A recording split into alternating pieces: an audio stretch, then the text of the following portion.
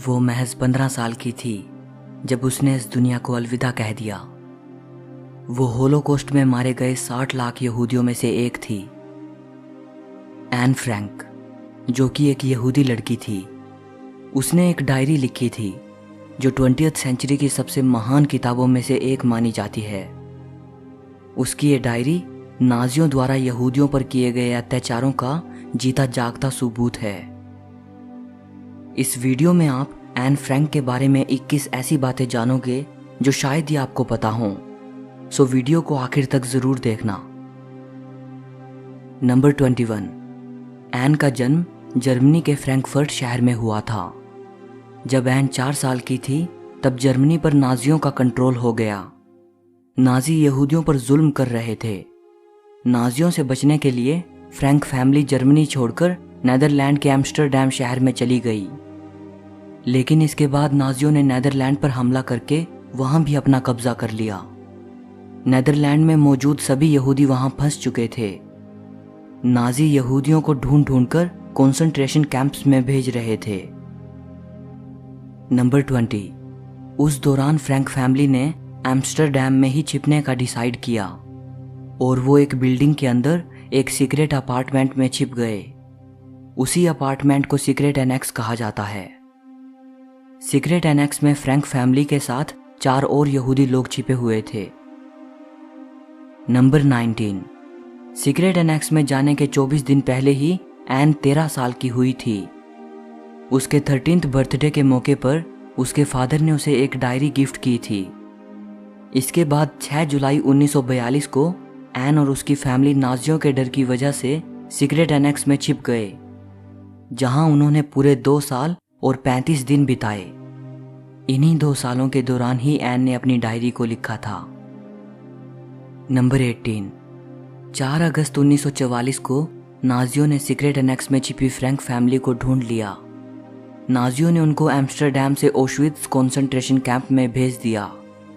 ओशविट्ज पहुंचने पर पुरुषों को तो महिलाओं और बच्चों से एकदम अलग कर दिया जाता था। सो एन के फादर ओटो फ्रैंक तो जल्दी ही अपनी फैमिली से अलग हो गए, लेकिन एन, उसकी बड़ी बहन मार्गो और उनकी मदर काफी दिनों तक ओशविट्ज कंसंट्रेशन कैंप में इकट्ठे रहे। वहां उनसे काफी भारी काम करवाया गया। थोड़े दिनों बाद एन और मार्गो को उनकी मदर से भी अलग कर दिया गया और दोनों सिस्टर्स को बर्गन बिल्सन कंसंट्रेशन कैंप में ट्रांसफर कर दिया गया, जहां दोनों की डेथ हुई। नंबर 17। आज तक पता नहीं चल पाया है कि वो कौन शख्स था जिसने एन की फैमिली के साथ विश्वासघात किया था।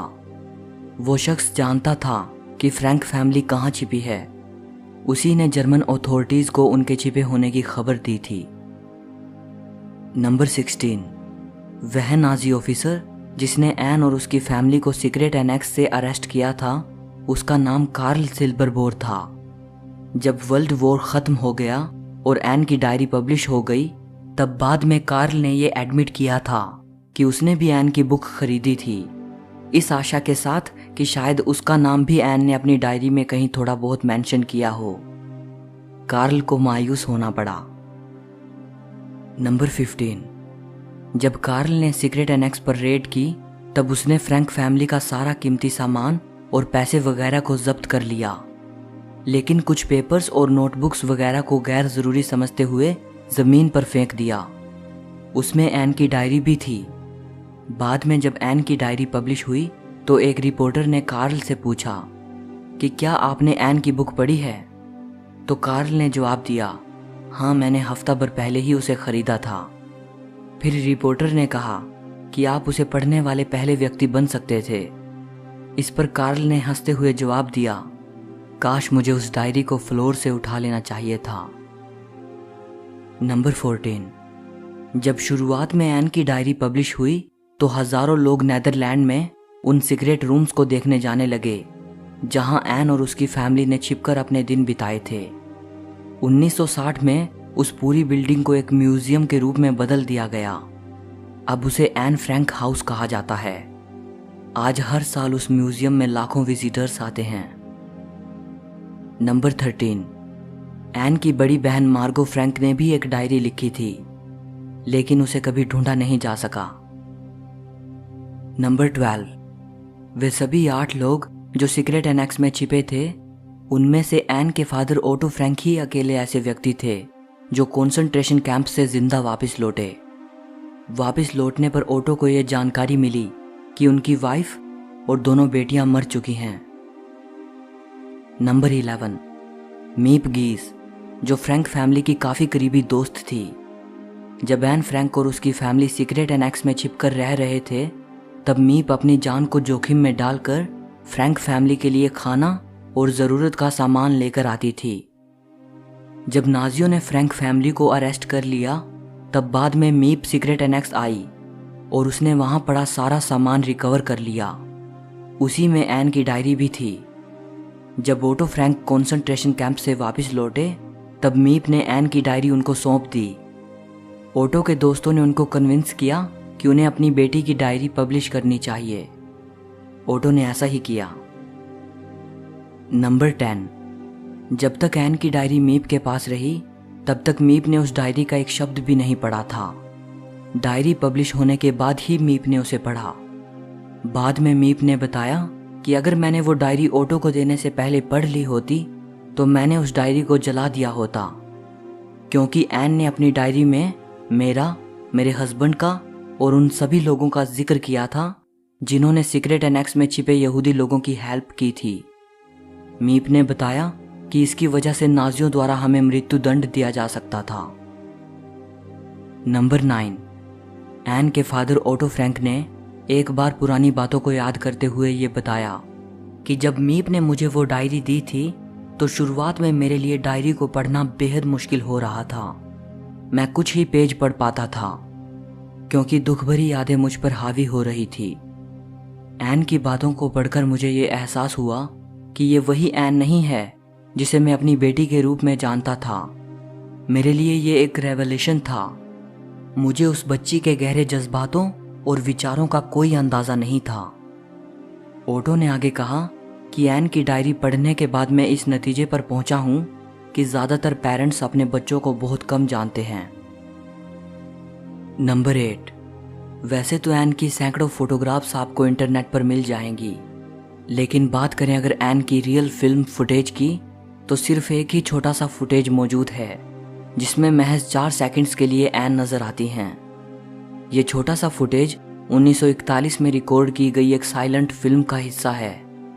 इस फिल्म को एन के नेबर्स की शादी के लिए फिल्माया गया था। फुटेज में नजर आता है कि एन सेकंड फ्लोर की विंडो से नए शादीशुदा कपल को देखने की कोशिश कर रही है। वर्ल्ड वॉर खत्म होने के बाद उस शादीशुदा कपल ने यह फुटेज एन फ्रैंक म्यूजियम को सौंप दिया था।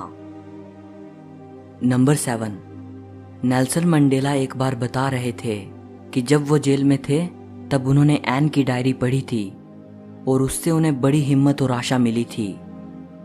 1994 में मंडेला को एन फ्रैंक फाउंडेशन की तरफ से ह्यूमैनिटेरियन अवार्ड दिया गया था। नंबर 6, ये माना जाता है कि एन की ये डायरी बाइबल के बाद दूसरी सबसे ज़्यादा पढ़ी जाने वाली बुक है।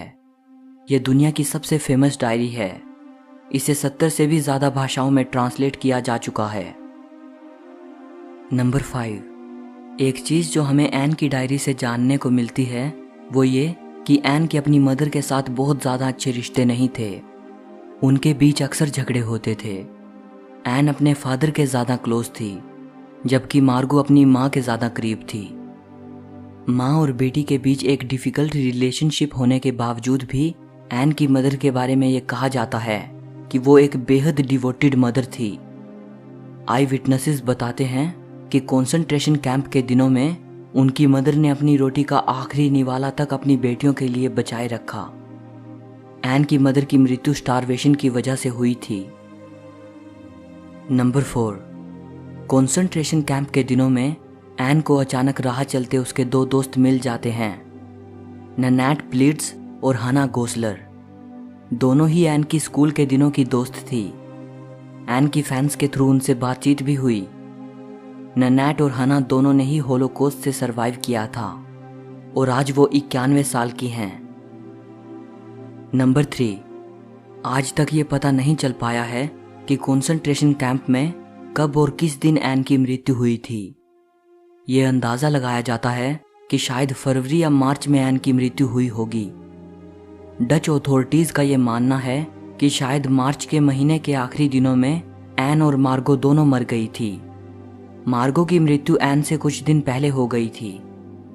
दोनों की मृत्यु टाइफस की बीमारी की वजह से हुई थी।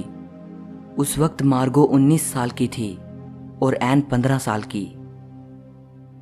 नंबर 2, 15 अप्रैल को ब्रिटिश आर्मी ने बर्गन बेल्सन कॉन्सेंट्रेशन कैंप को लिबरेट करा दिया था। दुख की बात यह है कि वो कैंप लिबरेट कराए जाने के महज कुछ ही हफ्ते पहले एन की मृत्यु हुई थी। नंबर 1, एन एक जर्नलिस्ट और फेमस राइटर बनना चाहती थी। वो अपनी जिंदगी में कुछ महान करना चाहती थी। 5 अप्रैल 1944 को अपनी डायरी में उसने लिखा था, मैं उन औरतों जैसा जीवन जीने के बारे में सोच भी नहीं सकती जो अपना काम करती रह जाती हैं और भुलाती जाती हैं। मैं इस तरह का जीवन नहीं जीना चाहती जैसा कि ज़्यादातर लोग जीते हैं। मैं एक ऐसा जीवन जीना चाहती हूँ जिससे दूसरे लोगों को फ़ायदा हो, उनको भी जिनसे मैं नहीं मिली। मैं मरने के बाद भी जीना चाहती हूँ। आज अगर एन ये देख पाए कि इतनी छोटी सी उम्र में उसने कितने लोगों को इंस्पायर किया है, तो शायद उसकी खुशी का कोई ठिकाना ना रहे। एन, तुमने कर दिखाया। तुम हमेशा जिंदा रहोगी जैसा कि तुम चाहती थी। उम्मीद है कि ये वीडियो आपको पसंद आई होगी। जाते जाते वीडियो को लाइक और शेयर ज़रूर करना, और ऐसी ही वीडियो देखने के लिए चैनल को सब्सक्राइब करके घंटी को दबा देना। सो मिलते हैं अगली वीडियो में।